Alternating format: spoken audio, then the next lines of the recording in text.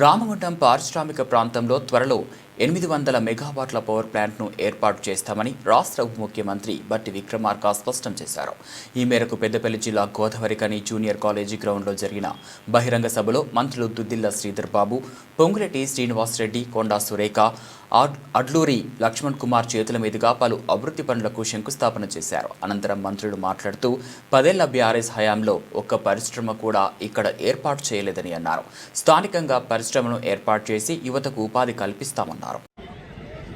తప్పనిసరిగా ఈ ప్రాంతానికి 800 మెగావాట్స్ పవర్ ప్రాజెక్ట్ ఇవ్వాల్సిందే మా ప్రాంత ప్రజల చిరకాల వాంఛ అని చెప్పి కేబినెట్ లో కూడా మాట్లాడి ఆ కేబినెట్ లో కూడా 800 మెగావాట్స్ పవర్ ప్రాజెక్టు సంబంధించి క్లియర్ చేసినటువంటి విషయం కూడా ఈ సందర్భంగా మీ అందరికీ మనవి చేస్తాను.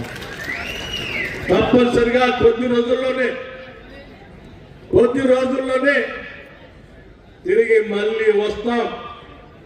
800 మెగావాట్ సంబంధించిన పవర్ ప్రాజెక్టు శాంక్షన్ చేసిన తర్వాత మళ్ళీ ఇక్కడికి వచ్చి దాని ప్రకటన కూడా చేస్తాం.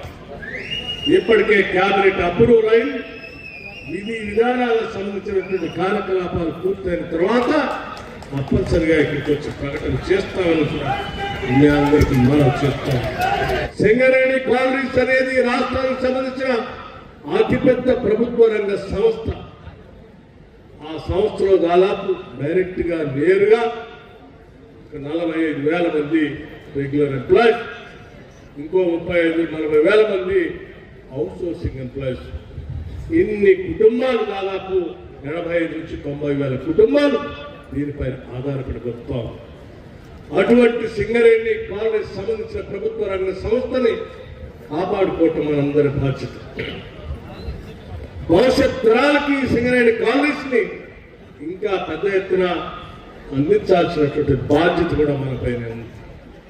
అందుకే సింగరేణి కాలనీకి సంబంధించి 100 ఏళ్ల పైబడి చరిత్ర కలిగినటువంటి మైనింగ్ లో ఉన్నటువంటి ఎక్స్పర్టైజ్ దృష్టిలో పెట్టుకొని ఈ రోజు ప్రపంచీకరణ జరుగుతున్నటువంటి సందర్భంలో మైనింగ్ అనేది కేవలం బొగ్గుకే కాదు, బొగ్గు తవ్వటం అనేది ఒక మైనింగ్ యాక్టివిటీ. మీకున్నటువంటి ఎక్స్పర్టైజ్ బహుశా ఈ రాష్ట్రంలో, ఈ దేశంలో ఎవరికి లేదు. కాబట్టి మీ ఎక్స్పర్టైజ్ వాడుకొని ఈరోజు గ్లోబలైజేషన్ జరుగుతూ ఉంది. కేంద్ర ప్రభుత్వం పెద్ద ఎత్తున ఈరోజు